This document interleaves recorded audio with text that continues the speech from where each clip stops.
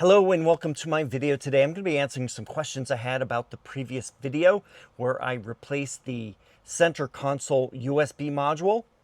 And the last one that I had installed in here had one mini USB input and three outputs that included the SD card, USB-A, and USB-C. So I'm going to be connecting that to my laptop and seeing if I can access all three of those. So let's do that right now. I have the USB module right here. I'm gonna remove it and take out the USB connector in the back. I'm still gonna leave it powered since you cannot use this module without it being powered. I'm going to connect that cable to my laptop. So let's do that right now. So it should be connected. I am going to insert the SD card, see if I can read it. So let's put that in and look at the laptop. And yes, we see a USB-D drive. And let's see if I connect the other ones. I'm going to connect a USB flash drive on the C port. Now we have an E, and I'm going to do one last one here on the A port.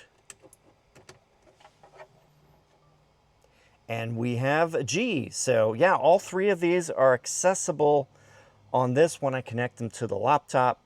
So that was good to know.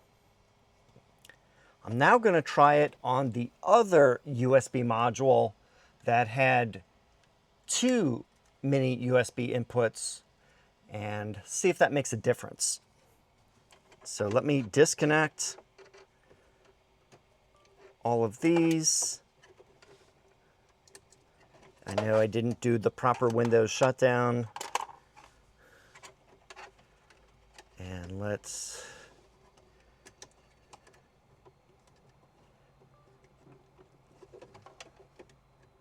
pop up the red here.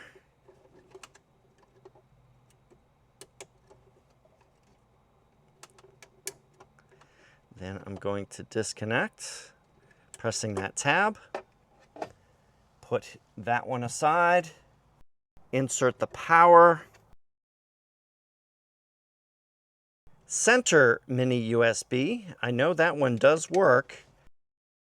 I'm curious to see that if all of the ports also work. I will use the mini USB from the laptop. All right, so that one is now connected. Okay, let's try this again. Let's see if the SD card works. I'm gonna insert that into the slot. Make sure I put it in the right way. And check. All right, the laptop is showing drive D is connected. And do the same thing. I'm going to put the USB-A. That one's showing connected. And finally, the USB-C. There we go. All three are connected. Let's remove the USB, and they should all disappear. And let's connect it to the outboard mini USB. And what am I getting? Nothing. All right, so the only way to access all three of those ports is to use the inside USB, mini USB port that's right there. When I connect the outboard mini USB there, not getting anything. So that answers that. I was curious to see if that was the case. So I am now going to disconnect that from the laptop.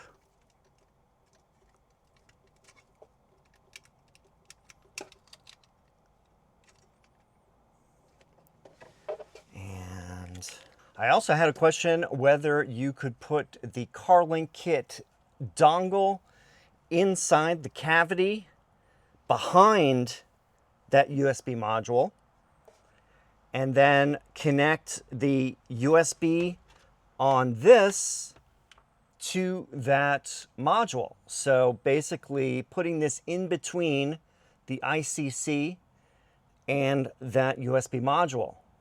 I'm curious to see if that does work.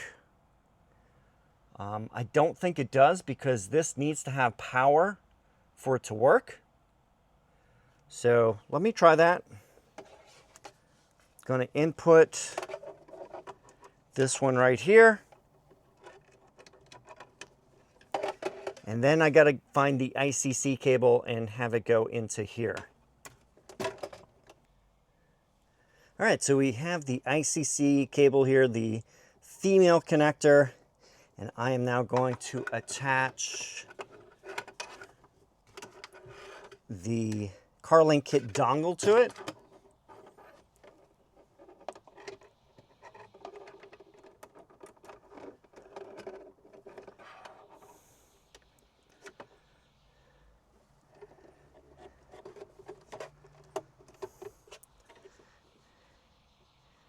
And on the other end, I'm going to connect my AI box.